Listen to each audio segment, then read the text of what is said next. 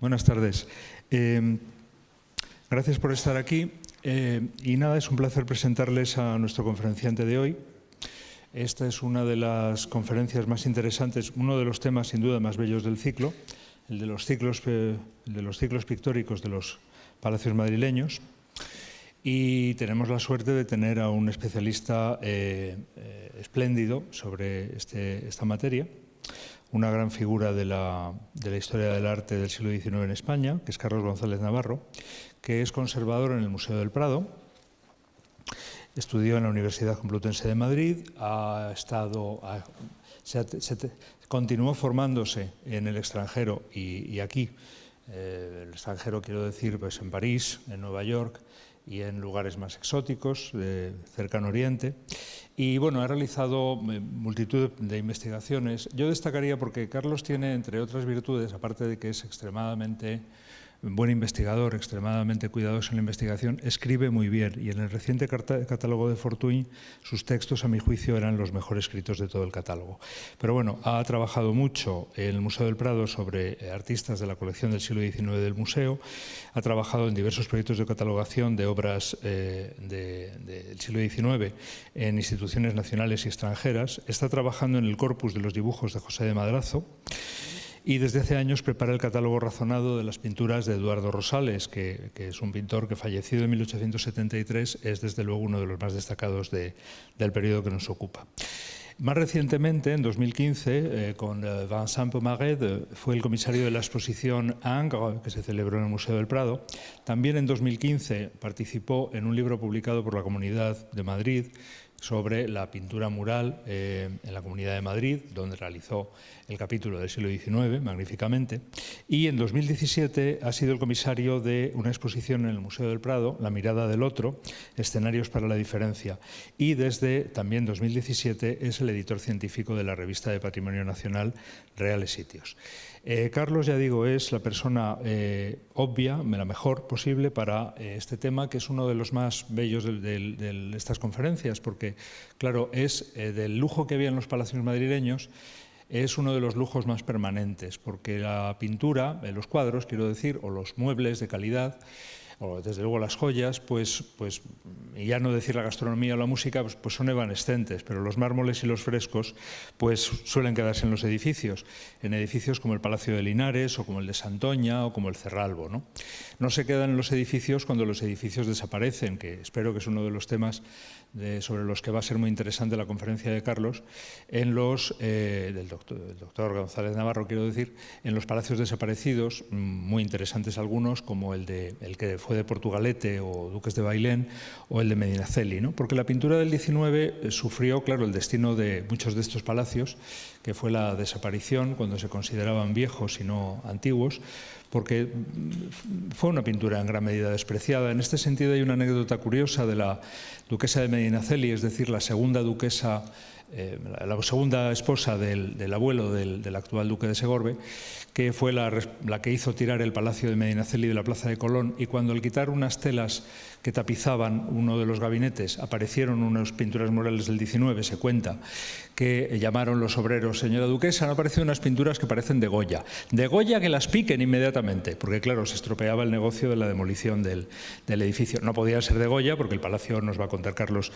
todo esto sin duda, pero quiero decir, primero estaban tapadas y después, pues nada, que desaparezca aquello porque solamente estorba. Entonces, han padecido grandemente, y es una pintura que, como se ve en el Cerralbo, entre otros palacios, es un museo público, pues es una pintura francamente brillante, que nos parece por una parte muy lejana y por otra parte no está tan lejana, o es que nos vamos haciendo muy viejos, porque por ejemplo el Cerralbo pintó uno de los decoradores, Soriano Fort, y yo, y pensando en eso esta tarde, me he sorprendido recordando que yo conocía a la hija de Soriano Fort, o sea que, bueno, pero bueno, lo interesante es Soriano Fort y otros pintores olvidados más importantes que él, sobre los cuales Carlos nos va a hablar muy bien. Muchas gracias por estar aquí.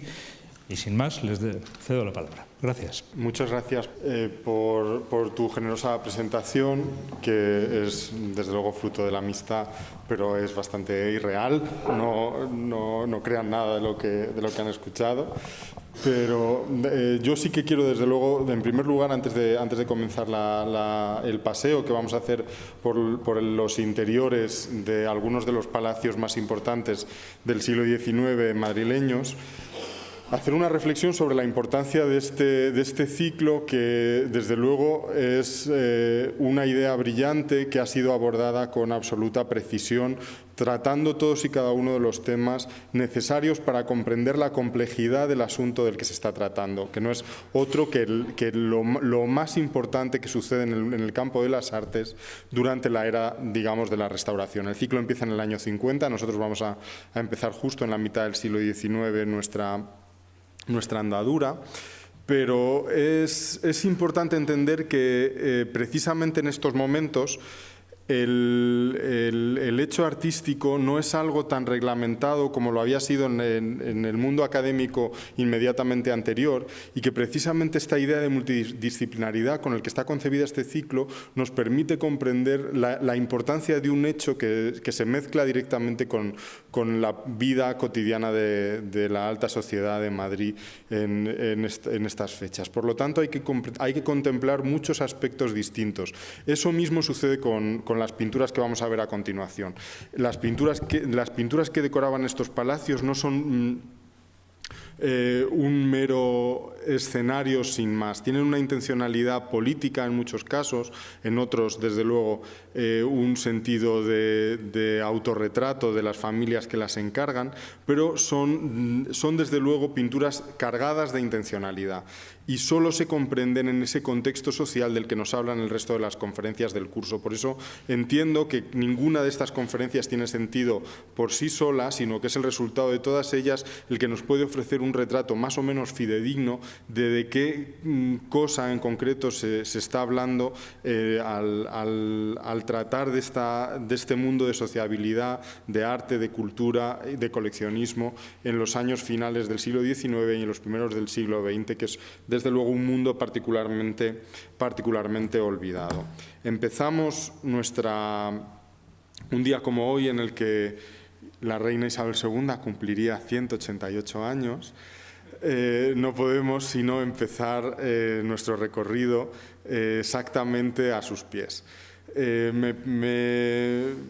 parece muy interesante empezar aquí. Vamos a empezar en el año 50, justo porque es un momento en el que se produce el cambio efectivo que da puertas a la modernidad. Eso significa el final definitivo del antiguo régimen, significa, por lo tanto, un cambio de usos principal que tiene unas consecuencias decorativas muy importantes. El ciclo decorativo del Palacio Real se ha terminado, el ciclo decorativo de las bóvedas del palacio ya no sigue adelante. Habrá un par de conatos que han desaparecido, si no me equivoco,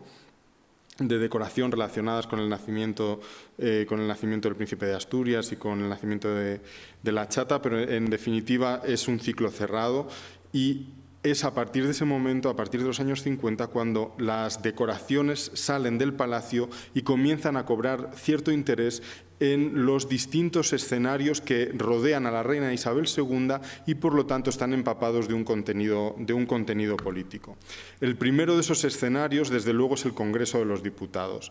Obviamente, el escenario principal político del país tenía la obligación de estar decorado, y esa decoración claramente tiene un sentido obviamente patriótico, pero con una carga política desde luego muy intensa. Está presidido por una alegoría. La decoración del hemiciclo, la decoración que es del año 50, está presidida por una imagen de la reina Isabel II personificando a una alegoría de España, que está rodeada por las más importantes glorias de la nación. Esta idea de que la reina encarna el país es algo muy interesante, porque estamos en la sede principal del espacio constitucional por antonomasia, que es precisamente el Congreso de los Diputados. Y el hecho de que se dote de una decoración tan suntuosa, tan palatina a un espacio que tiene esa misión y que tenga una iconografía como la que están contemplando,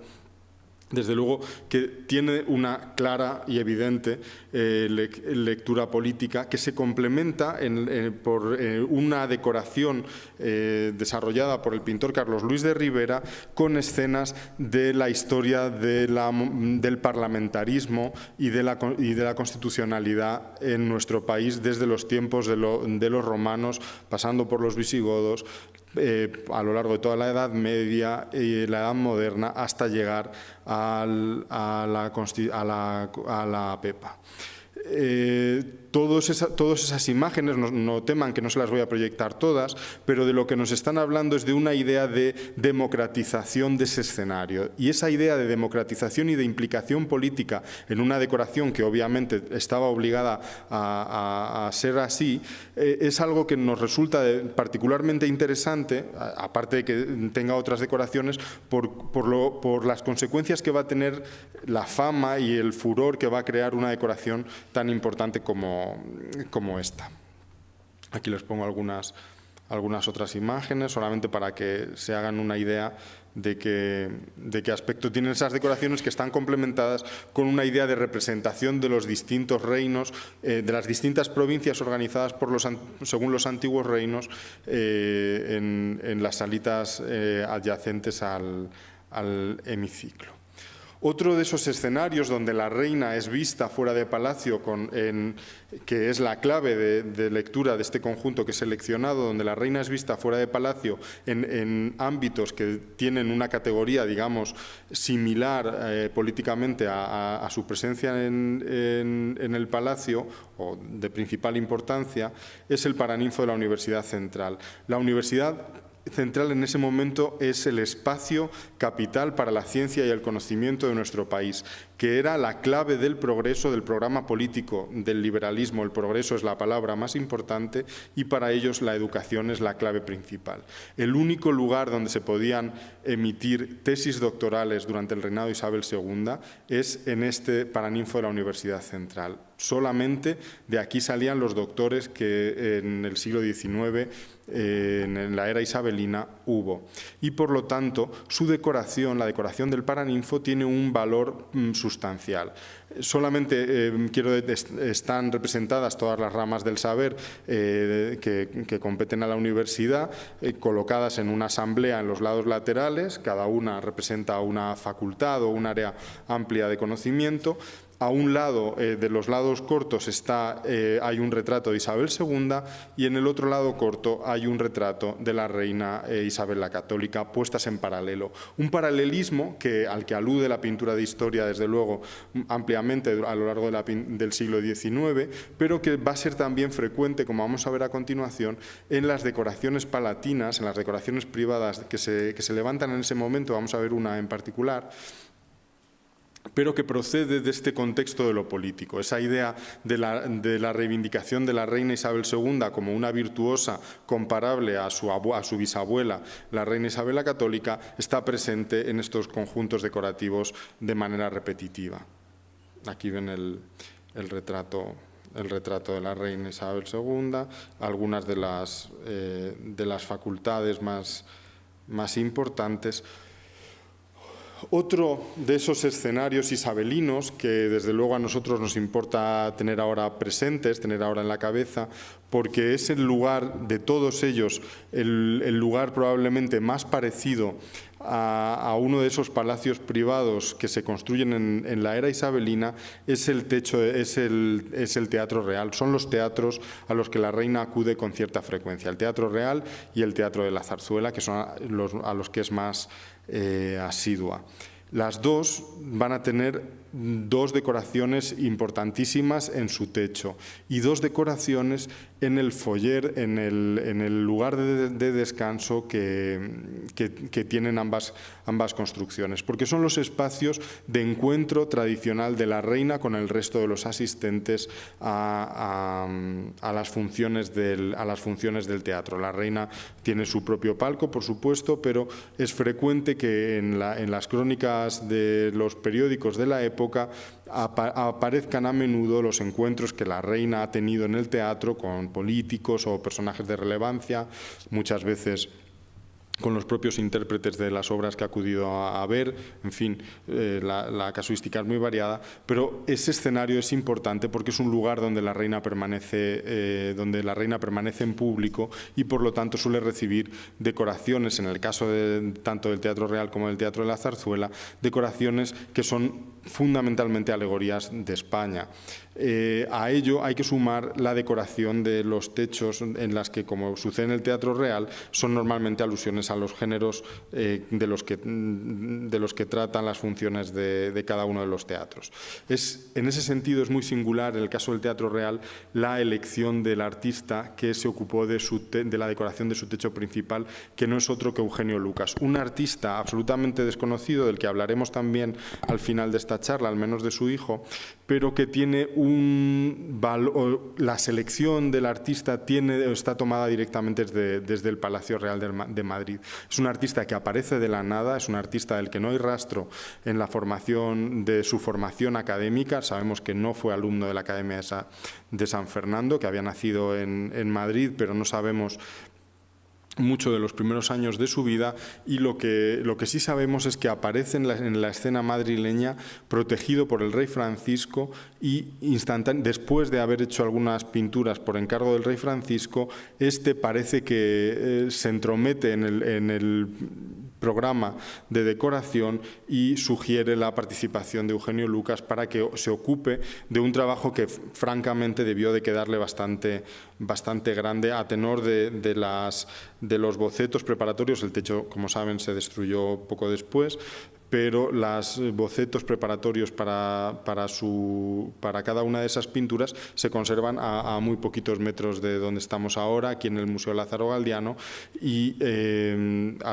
son como del aspecto que tienen aquí están la composición, del otro techo del que quería hablarles, del Teatro de la Zarzuela, que realiza otro pintor castizo con más trayectoria académica, Manuel Castellano, perfectamente imbricado en el panorama de las artes, a diferencia de Lucas, y que se ocupa de unas alegorías con un desarrollo más próximo a las costumbres artísticas que los pintores de su generación habían adquirido. Son imágenes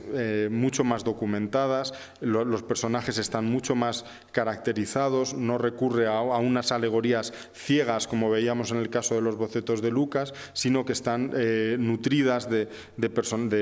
la apariencia de los escritores y de otros personajes de relieve de la tradición literaria y musical española,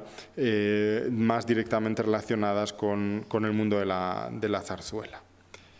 Esta es la embocadura del Teatro del Liceo. No quiero detenerme mucho más en eso, pero sí que quiero detenerme un poco más en la decoración de un edificio que desde luego también nos importa en particular porque es la primera gran decoración isabelina que conservamos y que está datada en la década de los años 50. Su programa decorativo está directamente relacionado con todos estos escenarios por los que acabamos de pasar muy rápidamente. El acceso principal, desde luego, está relacionado con la fortuna de la familia, una familia enriquecida por el comercio y que había ascendido socialmente de una manera muy rápida gracias a la fortuna que habían amasado. Se convirtieron en uno de las familias favoritas de las familias madrileñas favoritas de Isabel II. Y en el palacio de la Casa Gaviria, los marqueses de Casa Gaviria, va a hacer recurrentes apariciones la reina a lo largo de los años de su reinado y en particular en la década de los años 50. Por lo tanto, la decoración de las estancias de la casa estaba particularmente ligada a las recepciones públicas y a las fiestas que organiza la familia, que contaron a menudo con la presencia de Isabel II. Por lo tanto, su iconografía está supeditada a esas imágenes. Les pongo algunas. Cuesta fijar un poco de tiempo la mirada sobre estas pinturas y su actual estado de conservación. Ya saben, además, estas imágenes nos introducen perfectamente en uno de los problemas principales de los conjuntos isabelinos, y es que se ha perdido ya definitivamente, salvo en el caso de López, la tradición del buen fresco, y comienzan un elenco de técnicas experimentales ornamentales, que en este caso lo que triunfa fundamentalmente es el encausto, pero vamos a ir transitando hasta llegar al magoufage, que son las técnicas del Palacio de Parque Florido, junto al que estamos, un conjunto de técnicas diversas para sustituir la falta de técnica de fresco de la que carecían los alumnos de la Academia de San Fernando. Bien, Espalter, que es el responsable de todo el conjunto de pinturas del Palacio de Gaviria, se hace cargo, desde luego, de los aspectos más secundarios, que son los que acabamos de ver, la decoración de la entrada, con un Hermes que alude a un Mercurio que alude a la condición de mercaderes, en realidad, de estos nuevos aristócratas, o la decoración que hemos visto en la capilla de la familia. Pero la decoración más importante es la que tiene lugar en el salón de baile. En primer lugar, como están viendo, es una decoración fragmentaria. No se trata de decorar todo el techo, todo el conjunto del techo, como tradicionalmente se ha venido entendiendo una decoración mural, ¿no? Se ha fragmentado y se han creado pequeños recuadros donde lo que aparecen son contadas escenas de la historia de la reina, fundamentalmente de la vida de la reina Isabel la Católica. Esa idea del paralelismo que les adelantaba antes cuando hemos visto el edificio del Paraninfo de la Complutense, del paralelismo entre Isabel II e Isabel la Católica, encuentra su mayor éxito iconográfico precisamente en la decoración del Palacio de Casa Gaviria, que es uno de los escenarios donde la reina se dejaba ver con mayor asiduidad, de los escenarios privados, aunque en realidad eran fiestas públicas, que después eran rigurosamente documentadas en crónicas periodísticas que daban con todo lujo de detalles todo lo que sucedía en cada una de estas fiestas, de estas grandes fiestas de la aristocracia isabelina. Como ven, el escenario está perfectamente preparado para la llegada de la reina y, de hecho, está pensado en función de la presencia de la monarca en ese espacio. Además, el resto de los espacios están, desde luego, decorados con alegorías, todas ellas debidas a Espalter. Las alusiones, como ven, a la reina son absolutamente directas, incluso en las inscripciones de la decoración, que no dudan en mencionarla en cuanto a su paralelo con la reina Isabel la Católica y en justificar así esa iconografía de la que se apropia todo el escenario. Es interesante, antes de meternos en el mundo de Alfonso XII, hacer una reflexión con la que no me puedo apoyar con imágenes porque no las tengo ni sé de dónde podría sacarlas. El resto del Palacio de Casa Gaviria está decorado, por ejemplo, con escenas de toros, en los techos me refiero, en la parte fija de las decoraciones, con escenas de toros, con escenas relacionadas con las otras prácticas no comerciales, es decir, no con lo que alude el zaguán de la entrada, la decoración del zaguán de la entrada de Mercurio, sino con otras escenas que aluden a la ganadería, a las industrias agropecuarias que tiene la familia y de la que obtienen la riqueza que les había dado la celebridad que disfrutaban. Es interesante que todas esas decoraciones de esa clase de alusiones estaban reservadas a las habitaciones privadas de la familia, porque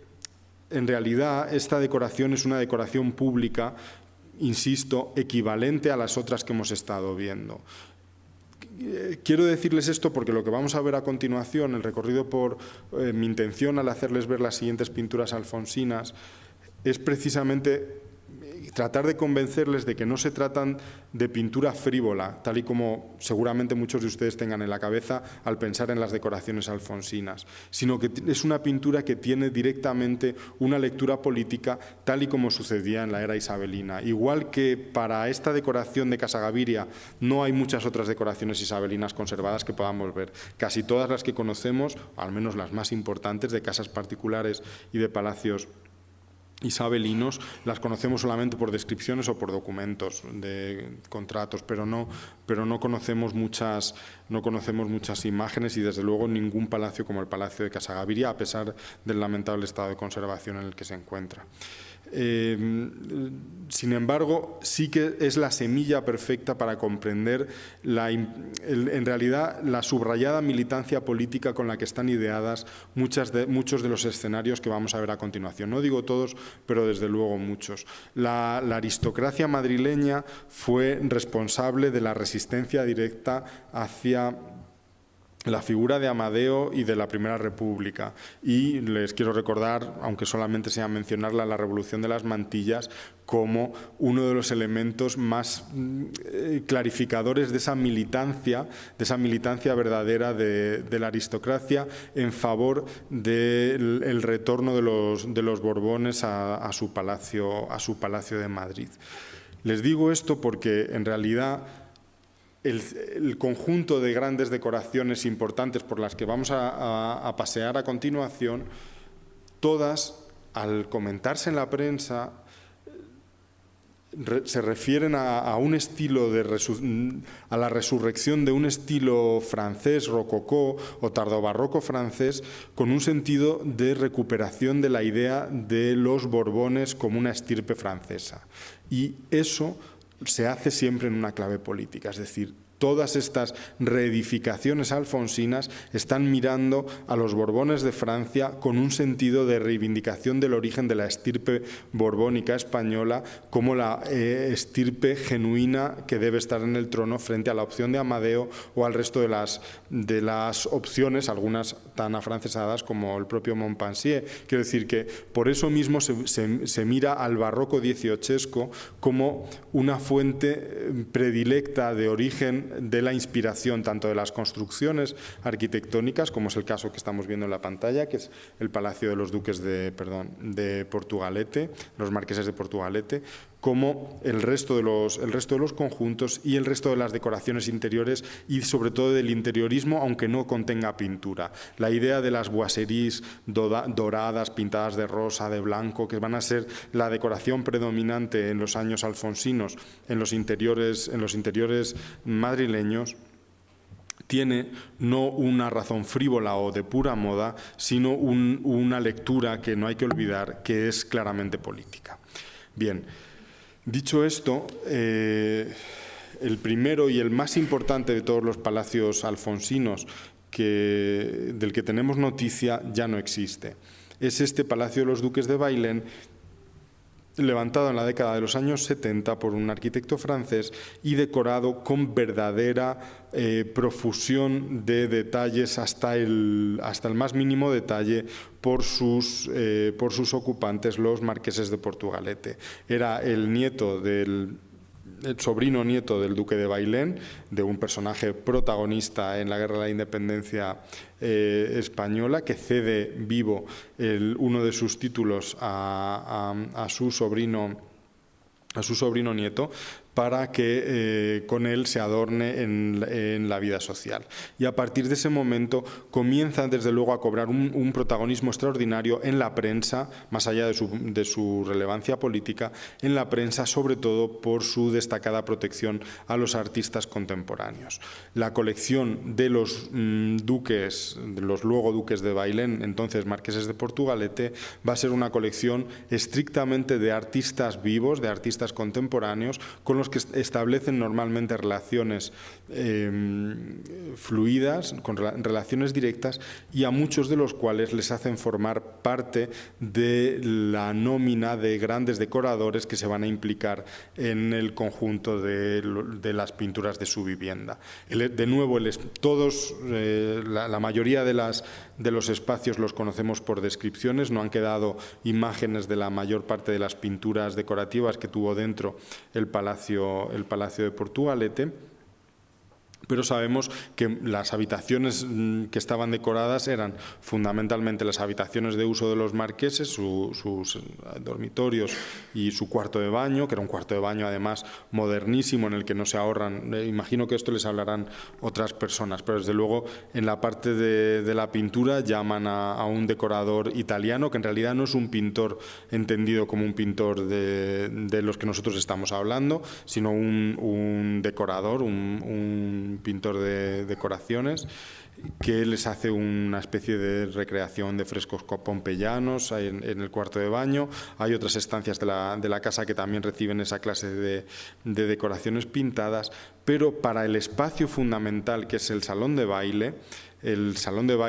donde se celebran las fiestas principales, se llama a un grupo de artistas emergentes que en ese momento comienzan a cobrar una fama singular en los años 70 del siglo XIX. El primero de ellos es Francisco Domingo Marqués, que se ocupa de uno de los lunetos del techo con esta alegoría de la música. Es una escena dieciochesca. En la prensa de la época se pone nombre, desde luego, personajes franceses de la corte de Luis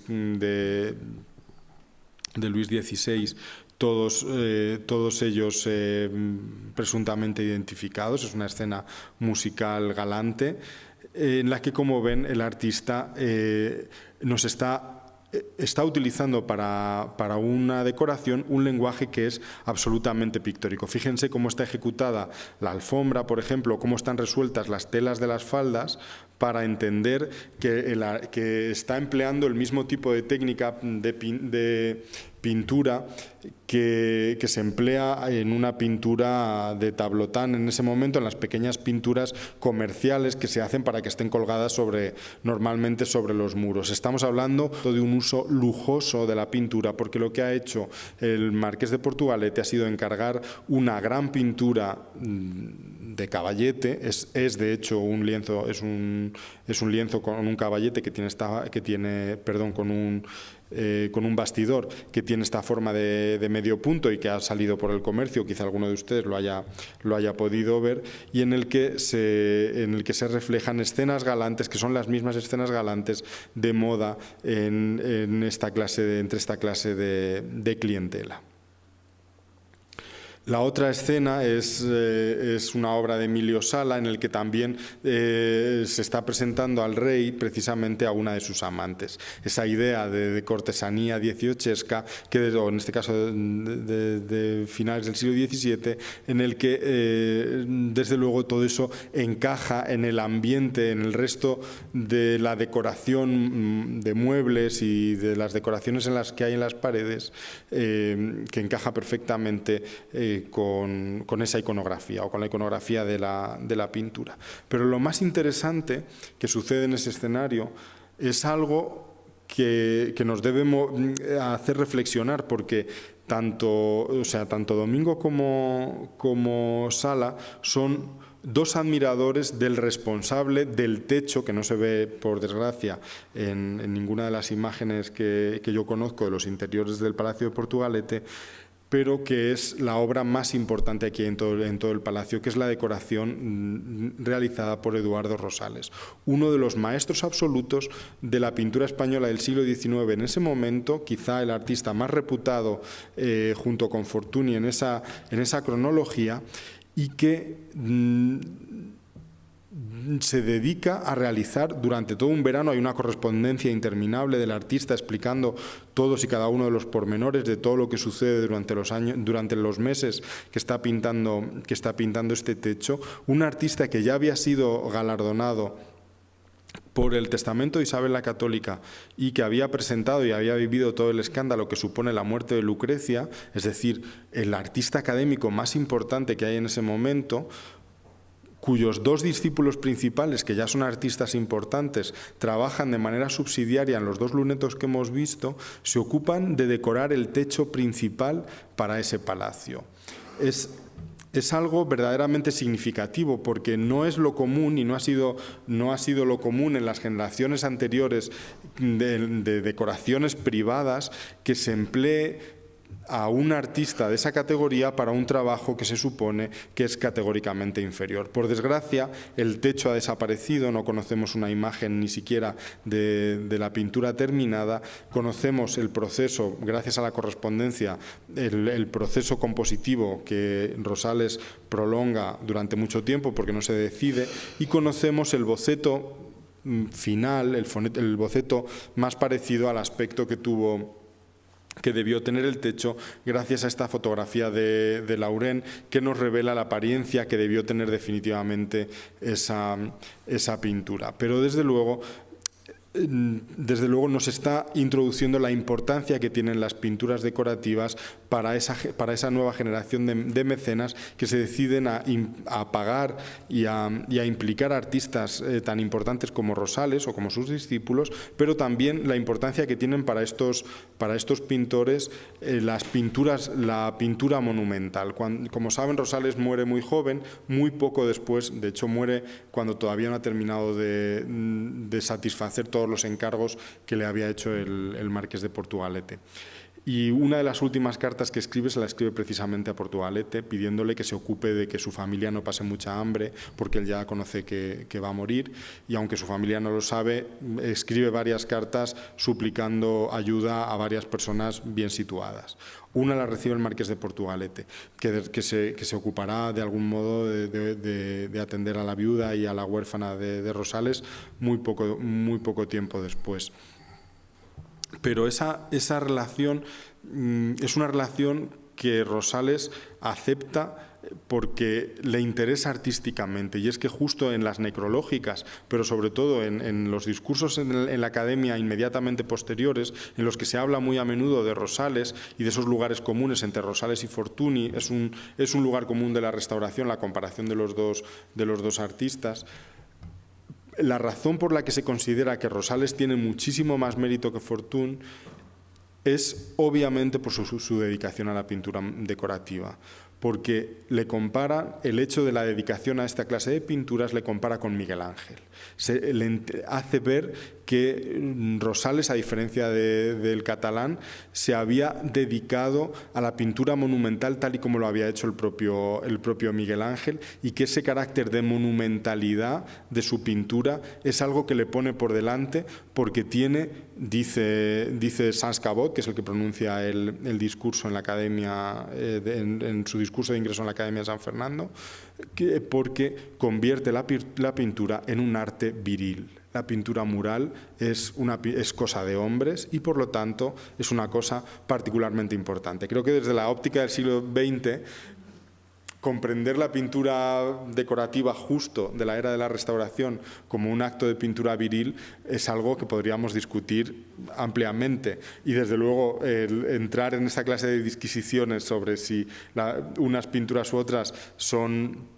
viriles no tiene que ver, desde luego, en este caso con el papel de la mujer, sino porque el arte de Fortuny comienza a señalarse como un arte afeminado. En este origen, en este punto, en la importancia que tiene la pintura decorativa de Eduardo Rosales en el contexto de lo académico en los años 70, es donde comienza a fraguarse la idea de que la pintura de Fortuny es una pintura subsidiaria, menor, afeminada y despreciable, porque lo importante son estas grandes composiciones a las que había dedicado toda su atención Eduardo Rosales. Les traía esta acuarela porque a veces ha sido señalada, está en el Museo del Prado, a veces ha sido señalada como si se tratara de un interior del Palacio de los Marqueses de Portugalete. Yo creo que no, yo creo que es la casa de la Marquesa de Belle, pero porque obviamente el listado y las decoraciones yo no las he visto en las fotos que hay pero como a lo largo de estos días creo que algunos de ustedes verán muchas imágenes de interiores madrileños, quizá alguno de repente pueda asociarlo con alguna de las imágenes que les proyecten. Sin abandonar este argumento de lo rosalesco, hay que tener en cuenta que que las composiciones finales del artista que sí conocemos, de las de Rosales, están destinadas también a una decoración interior, no a una decoración de un palacio, pero sí a una decoración de una iglesia, y que desde luego poseen toda la rotundidad de lo miguelangelesco, toda la rotundidad de las pinturas de la Capilla Sixtina, en dos composiciones religiosas que no llega a terminar, las deja inconclusas y las tiene que terminar Sans Cabot, que además se ocupa de hacer sus parejas, no con la misma fortuna que el propio Rosales, que son estas otras dos que guarda el Museo del Prado. En ese contexto, Sans, evidentemente, el pintor Sans Cabot, se convierte en el continuador de esa idea de decoraciones virilizantes de los palacios decimonónicos madrileños. Y, sin duda, el más interesante de todos los que decora. Tenemos muchas noticias de decoraciones de Sans, de palacios, y gracias a las fotos de Chantillon de Laurent, tenemos muchas fotos de pinturas decorativas dedicadas a interiores madrileños, pero no podemos, los datos no nos permiten casar las fotos con las noticias, sobre todo de prensa, que tenemos de esas decoraciones. Por eso es tan importante la decoración del Duque de Santoña, que tiene lugar en el año 76, inmediatamente después de la muerte de Rosales, después de que haya terminado el techo del Palacio de Portugalete, que se había convertido, desde luego, en una subsede en los años siguientes de la corte, porque en el Palacio Real de Madrid dejan de celebrarse funciones públicas después de la muerte de María de las Mercedes durante el reinado de Alfonso XII, y las fiestas, fundamentalmente las fiestas de la corte, se celebran en el Palacio de Portugalete. Así que ese estilo de decoración rosalesca y del entorno de Rosales es el que va a cundir en el resto de los palacios que se decoran inmediatamente después del de Portugalete. Una de las decoraciones que nos han quedado perfectamente conservada en su lugar es la que podemos encontrarnos en el Palacio de Santoña. Ahí, desde luego, aparecen las alegorías de las provincias ultramarinas junto con una alegoría de España en la escalera principal de la casa, porque, como saben, el dueño de la casa había hecho toda su fortuna precisamente traficando con distintos bienes entre la península y las distintas colonias,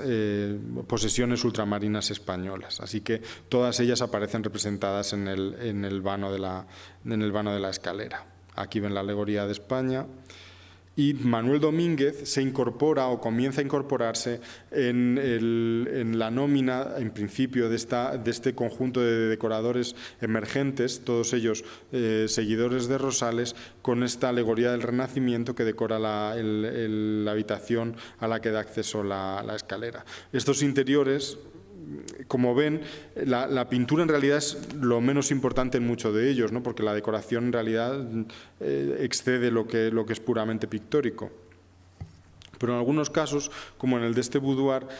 Sala hace unos trabajos decorativos de verdad de un interés galante que contacta rápidamente con ese mundo fantasioso sobre el siglo XVIII. Lo más importante de la decoración del Palacio de Santoña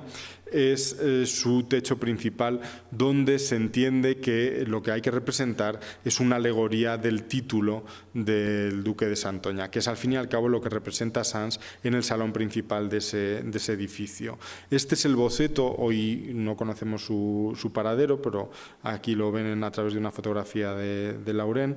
el boceto para la decoración del techo, que finalmente acabará siendo, como pueden apreciar, fragmentada y separado, por un lado, la parte central con la alegoría de la apoteosis del apellido del título del Ducado de Santoña, y en el resto de la franja inferior aparecen España representada a través de todas sus provincias, con unas escenas a medio camino entre el tipismo y de costumbrismo romántico y el regionalismo de fin de siglo, una serie de imágenes híbridas que tienen un cierto interés iconográfico, pero que desde luego transmiten una imagen nítida de ese amor, de ese deseo por recrear ambientes dieciochescos en los interiores de los palacios madrileños de ese momento. Aquí ven las sobrepuertas del palacio, que también son obra de la sala del palacio, que también son obra de Sans Cabot. Y aquí algunos de los detalles de esa pintura, que, como ven, es heredera directa del estilo de Rosales. En ese mundo de conflicto entre los artistas también hay que reconocer una diversidad de estilo que se convierte probablemente en los rivales más importantes que tienen la escuela rosalesca en el contexto de lo madrileño. Y la representa Isidoro Lozano, cuya primera gran obra es la decoración interior de la Casa de las Alhajas, hoy, como se habrán dado cuenta, claramente desaparecida, pero que tuvo un gran éxito, primero por la rapidez con la que tuvo que ser ejecutada y también por el tipo de solución que ofrece Isidoro Lozano, que es una decoración a la pompeyana, en la que, de nuevo, como veíamos en las decoraciones isabelinas, se fragmenta el espacio y pierde esa idea de gran decoración barroca que sí que continúa Sans Cabot y que había tratado de hacer también Rosales, y aquí aparece fragmentada en esa idea neopompeyana que se relaciona más directamente con el mundo de Spalter y que es con la que están en conexión Isidoro Lozano y el resto de los pintores todavía puristas en esta cronología. Las imágenes que contamos de esa decoración pues confirman el aspecto limpio, que además parece que formaba parte del deseo de quienes les habían encargado las pinturas a Lozano y a su cuadrilla de colaboradores. Pero desde luego el espacio fundamental de decoración moderna que tiene lugar en ese contexto de lo alfonsino es el Palacio del Marqués de Linares, un edificio creado para fascinar por un personaje, José de Murga y Reolid, un personaje fascinante porque crea el Palacio de Linares con la idea de crear en él la obra más importante de Madrid. Dice en la correspondencia con su secretario que está decidido a que su obra quede por encima de cualquier otra construcción de todas las que hay en Madrid en ese momento. Y en la correspondencia a menudo se ufanan en comparar cada una de las decisiones decorativas y de confort que despliega dentro del palacio con otros edificios, fundamentalmente con el vecino edificio del Palacio del Marqués de Portugalete, que se encontraba a muy pocos metros de donde está hoy el Palacio de Linares. Ese edificio, creado por Ombrech, por el mismo arquitecto que había levantado el Palacio de Portugalete, que estaba dotado de electricidad, toda la idea de confort está por delante del resto de las decisiones que toma José de Murga, pero sorprendentemente, su idea de confort no pasa por disfrutar de ese confort, porque a pesar de que está dotado de todos los elementos para vivir la vida más lujosa que pudiera vivirse en el Madrid de la época, nunca ocupan ninguno de los espacios decorados. La familia solamente va a posar. Esto es un tema que excede el de mi conferencia, pero no quiero dejar de subrayarlo porque es muy importante. Son escenarios pensados para no vivir en ellos. La familia va a ocupar permanentemente las zonas altas de la casa donde no hay decoración y son escenarios para los que además desde mucho antes de que se termine la decoración, se van a vender entradas para que un día a la semana, los miércoles, se visitara la casa del Palacio de los Marqueses de Linares. En ese mismo estilo, que paradójicamente es alusivo al mundo barroco francés, al mundo tardobarroco francés, de un personaje que había sido ennoblecido el último día del reinado de Amadeo de Saboya. Antes de salir del Palacio Real, Amadeo, una de las últimas cosas que hace el último día de su reinado, antes de presentar su renuncia, es firmar los títulos nobiliarios del Marqués, los dos títulos nobiliarios del Marqués de Linares. El conjunto del espacio, como les digo, está fríamente calculado para ostentar esa decoración. Esto me parece que es muy interesante porque la arquitectura comienza a doblegarse a la presencia de pintura frente a lo que estábamos viendo a continuación, en la que los muros arquitectónicos pensados por los arquitectos en toda su nobleza recibían decoraciones pintadas, eso es lo que hemos estado viendo hasta ahora. Una de las cosas interesantes que podemos encontrarnos en el Palacio de los Marqueses de Linares es que la arquitectura comienza a estar pensada para ser decorada por pinturas de esta órbita, de esta clase de pintores de los que estamos hablando. En la nómina, desde luego que aparece Manuel Domínguez, que es uno de los herederos de Sans Cabot, que en este momento, en el momento en el que empieza la decoración, es un hombre ya muy anciano y está a punto de morir, pero retoma su labor Manuel Domínguez en compañía de Alejandro Ferrán y de una nómina que se va a convertir en la nómina más importante de pintores estable que va a decorar los palacios madrileños más importantes desde el punto de vista decorativo que se levantan en Madrid en esa cronología. La importancia, las ganas de los marqueses de ganar relieve con estas pinturas hacen que animen a Manuel Domínguez a presentar algunas de las composiciones que van a decorar este palacio a la Exposición Nacional de Bellas Artes. Las que ven en la pantalla, estas dos que ven en la pantalla, serán presentadas en la Exposición Nacional de Bellas Artes junto con otras pinturas más como procedentes de la decoración del Palacio de los Marqueses de Linares. Es decir, no se trata de una pintura que tenga una importancia decorativa, tal y como dice la palabra, subsidiaria, secundaria, sino que se hace concursar en la Exposición Nacional de Bellas Artes porque es una pintura seria, es una pintura, antes habíamos utilizado la palabra viril, es una pintura oficial, es una pintura de concurso, es una pintura seria. Y por lo tanto todas estas pinturas están desarrolladas en ese contexto de pintura de competición propia de las exposiciones nacionales. Son grandes composiciones perfectamente acabadas, desarrolladas como grandes pinturas que podrían desde luego estar colgadas directamente con un marco en una casa y no son meras decoraciones parietales. Por eso las paredes se mueven y abrazan, acogen a estas pinturas en concreto. Están diseñadas para acoger a estas pinturas. Les pongo algunos detalles. Lo más interesante de todo es la participación de Pradilla, que es el gran artista de ese momento. Tal y como había sucedido en los años precedentes con la decoración de los marqueses de Portugalete, con la presencia de Rosales, Linares hará lo mismo con lo que sucede en su generación. El artista más importante de esa generación es Pradilla, y aunque en la nómina de decoradores estén los decoradores más importantes de la época, Ferrán, Domínguez y de alguna manera también Castó Plasencia, que en realidad no es tan importante en ese momento, sino por detalles que ya se escapan de lo que hoy voy a poder contarles, pero son la nómina estable. Los Linares se empeñan en contar con Pradilla, que no vive en Madrid, que vive en Roma en ese momento. Así que deciden, a pesar de todo, encargarle,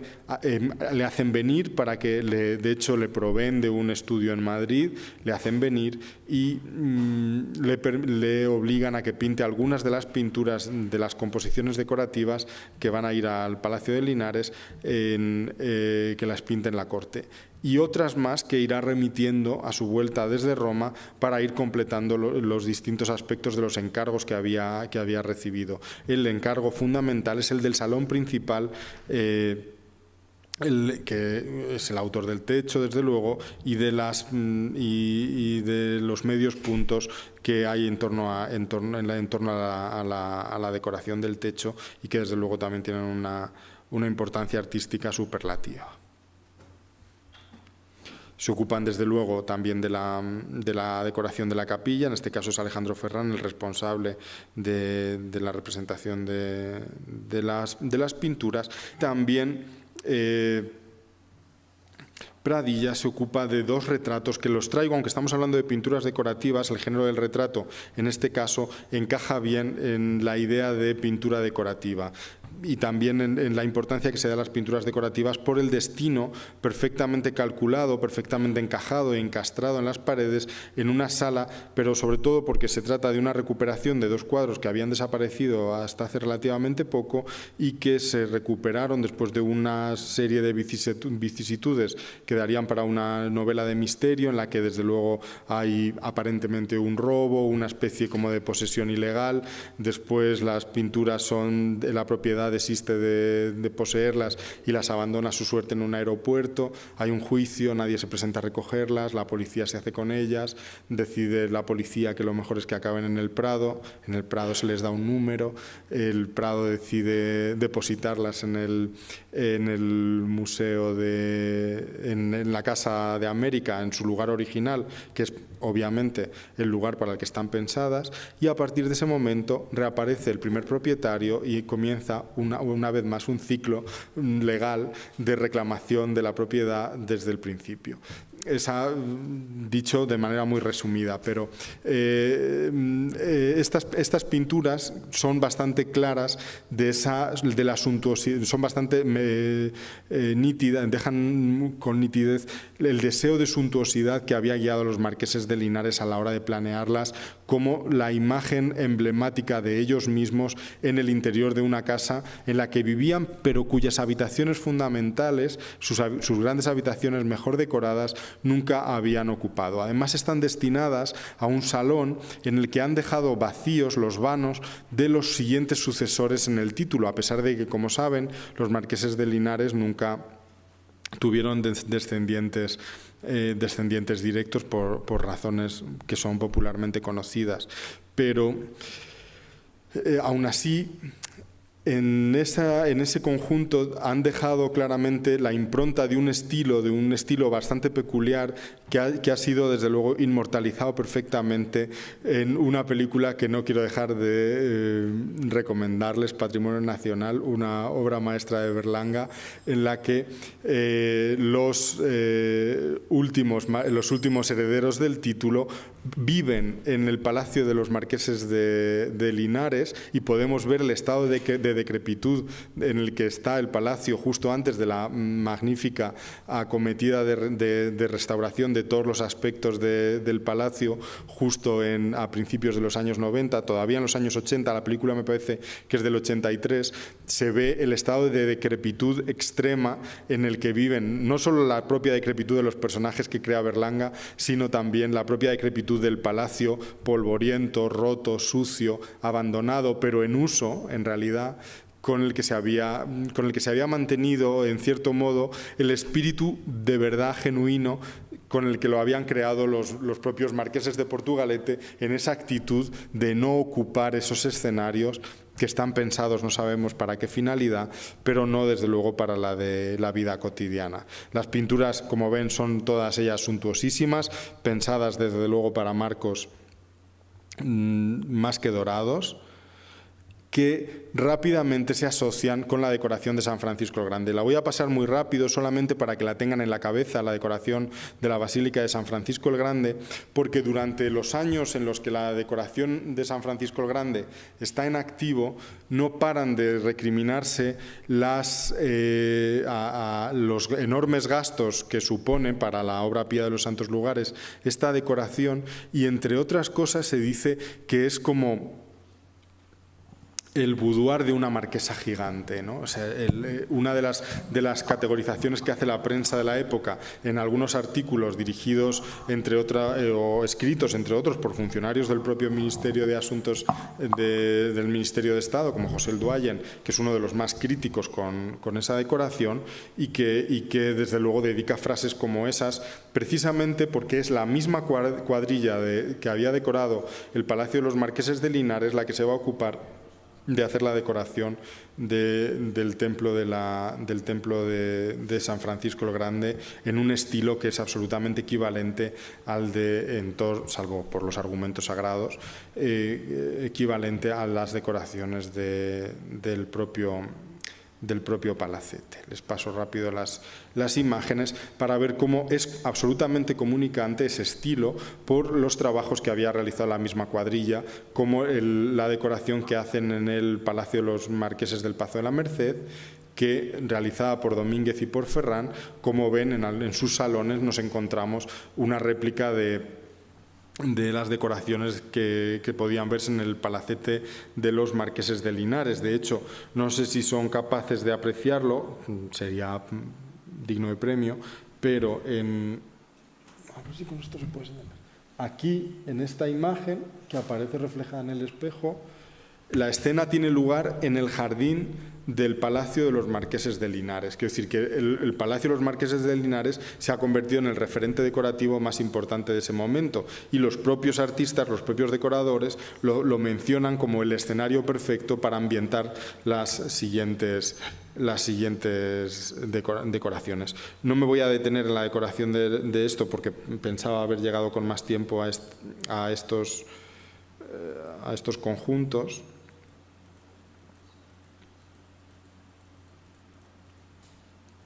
Quiero pasarlo rápido.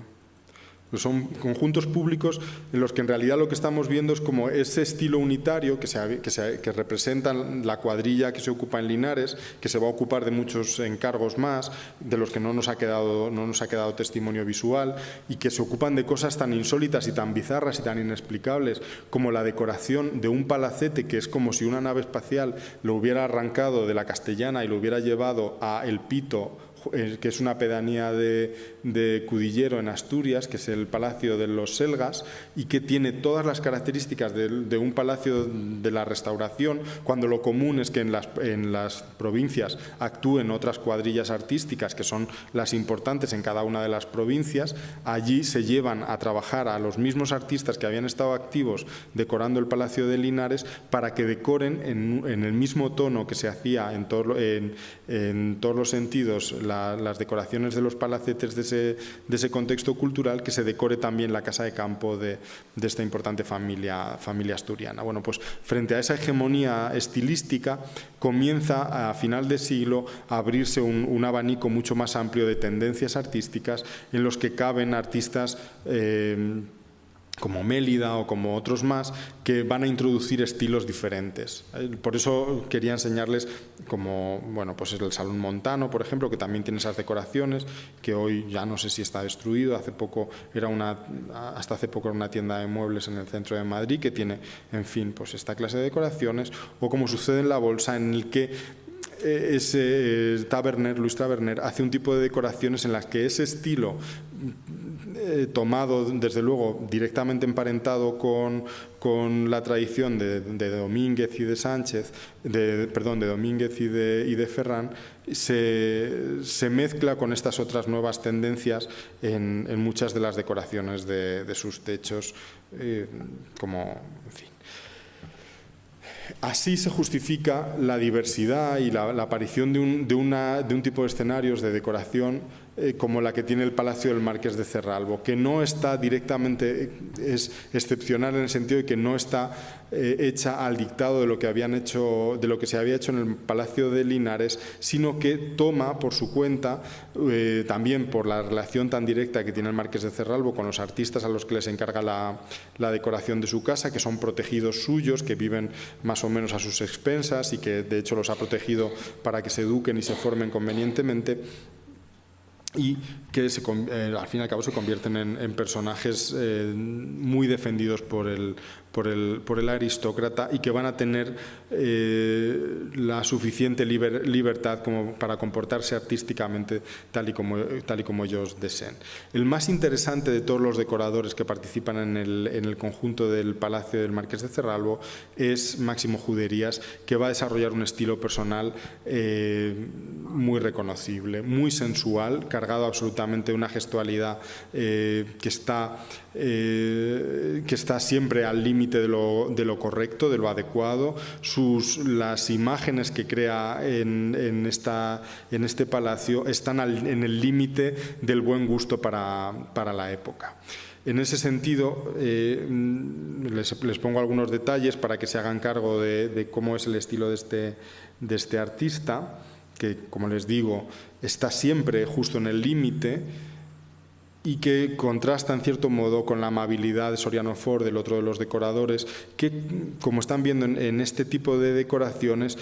aniquila la idea de lo arquitectónico y da rienda suelta a la pintura, que no tiene límite y que hace como si en realidad ese espacio fuera un espacio liberado de arquitectura y se encontraran directamente en el campo en abierto. Les decía, les hablaba antes de Máximo Juderías, les quiero hablar de un asunto, aunque sea brevemente, que tiene que ver con la decoración del Palacio de Gaviria, en el que hemos empezado el recorrido esta tarde, y es que en estos mismos años en los que se decora por Máximo Juderías el Palacio del Marqués de Cerralbo, recibe el encargo de la Marquesa de Castro Enríquez, que es la siguiente propietaria de ese palacio, el de Casa Gaviria, de la decoración del techo principal que hemos visto antes con escenas isabelinas. La Marquesa de Castro Enríquez, aquí en un retrato de juventud que le hace Federico de Madrazo y que conocerán seguramente de la sala de Federico del Museo del Prado, le pide que haga una gran escena compositiva para modernizar ese espacio, liberarlo del pasado isabelino, que era muy incómodo en la época de Alfonso XII y en la de Alfonso XIII, en la regencia, y con ello dotarle de un aspecto mucho más moderno. Conviene con el artista, que va a hacer una bacanal de los dioses, y lo único que sabemos es que cuando Castro Enríquez contempla el resultado, le paga el cuadro a Máximo Juderías y le pide que lo queme inmediatamente debido al contenido de alto voltaje erótico que contenía la escena, pero también del tono, del tinte de mal gusto que la marquesa había reconocido en esa pintura. El único testimonio de la composición es este dibujo, del que no existe, o yo no he sido capaz de encontrar una imagen disponible de mejor calidad, que se guarda en el Museo Cerralbo de Madrid y que tiene en el reverso, aparte de ese detalle de desnudo femenino, seguramente para alguna de las figuras en particular de la composición, la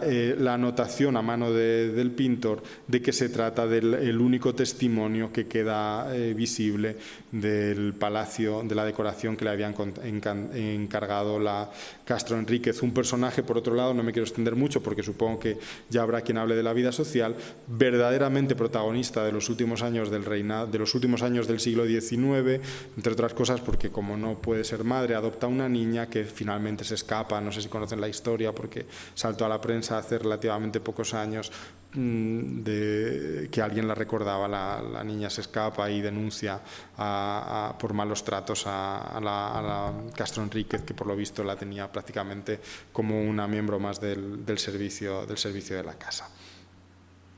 En ese contexto de decoración, el cénit, la culminación del estilo decorativo que hemos visto en Linares, que hemos visto en San Francisco el Grande y que es el genuinamente alfonsino, es el que tiene lugar en el Ministerio de Fomento, en una cúpula pensada directamente, según el programa del arquitecto, pensada para ser pintada al fresco por Ferran, que incorpora una alegoría de las glorias de la monarquía española,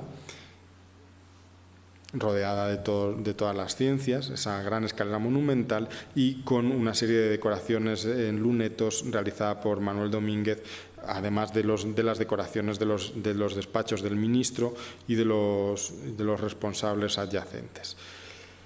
Así que después de ese cénit que supone la decoración del Palacio de Fomento, y después de la crisis del 98, ese estilo, que es un estilo de entusiasmo, de reivindicación de la monarquía y de celebración de lo hispánico, de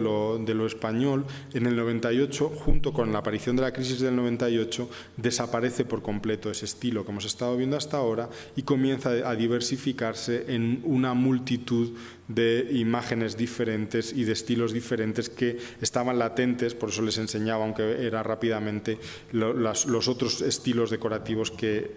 latían con menos importancia en la corte hasta el año 98. Una de las decoraciones más importantes, de la que solamente nos quedan unos restos fragmentarios, que son de Mélida, es este del Palacete Bauer,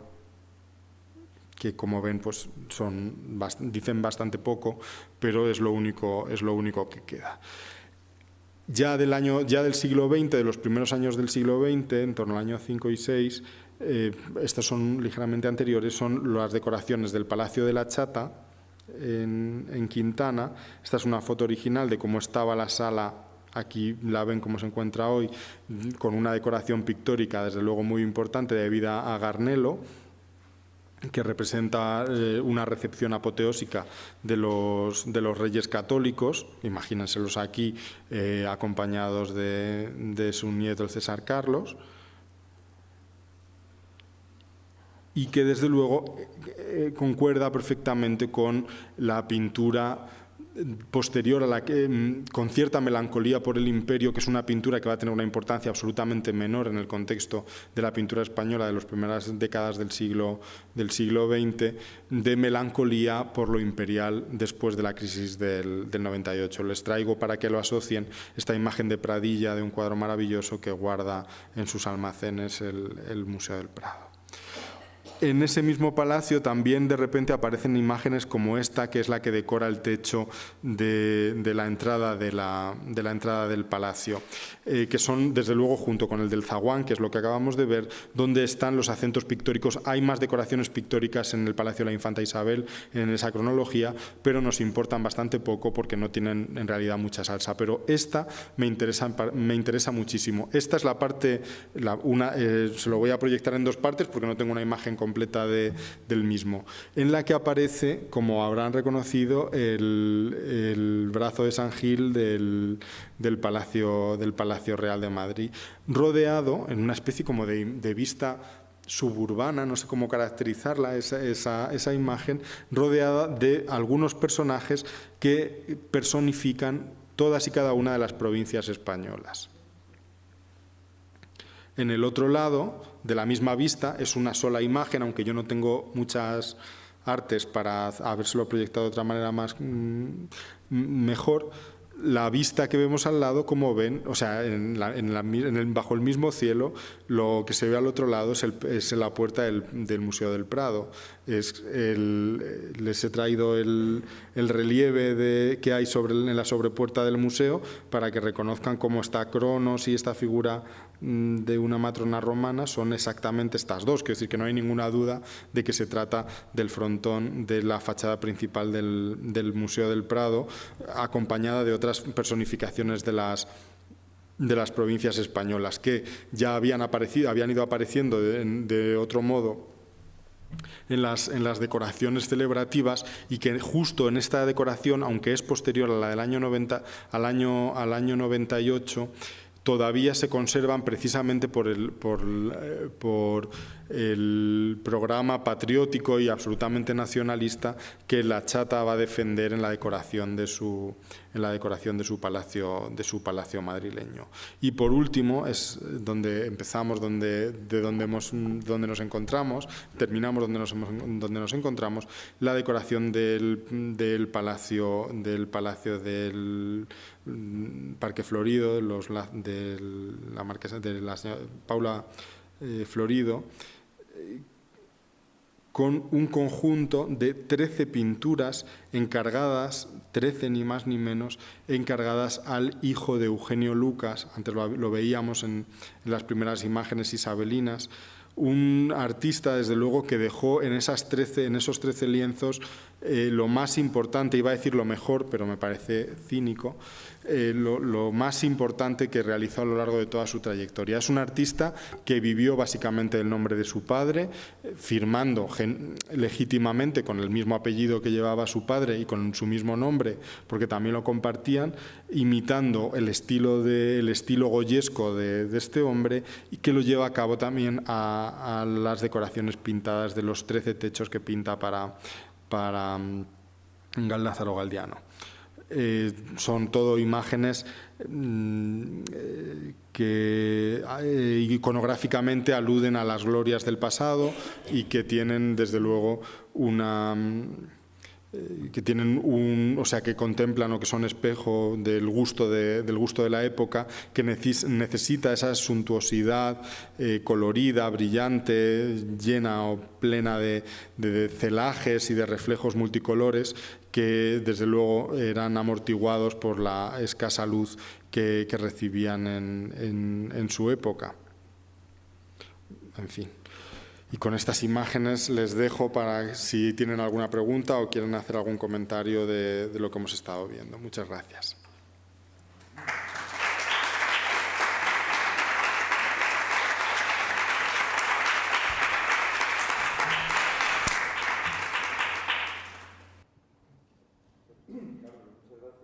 Un paralelo magnífico entre gracias.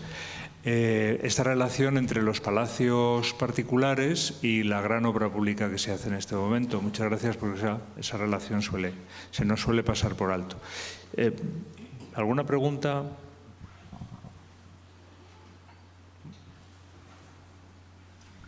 Bueno, pues entonces me parece que lo has dejado todo perfectamente claro. En cuanto a lo que decías, que a mí me ha interesado mucho de que las familias no vivían en las salas de representación,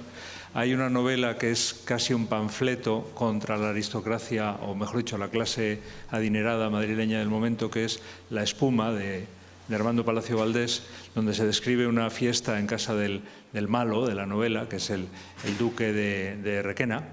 y cuenta cómo la familia real no es como la en Portugalete, en Portugalete era una familia no con ese cariz, ¿no? Pero describe una fiesta parecida a las que podían ser en Portugalete, con asistencia de la familia real, está ambientada en 1884, y es esa sensación de que el palacio estaba hecho para ciertos grandes momentos, ¿no? Y a los que, bueno, pues la pintura de gente como Juderías pues encaja muy bien. Muchas gracias por todo, gracias a todos, buenas noches. Gracias.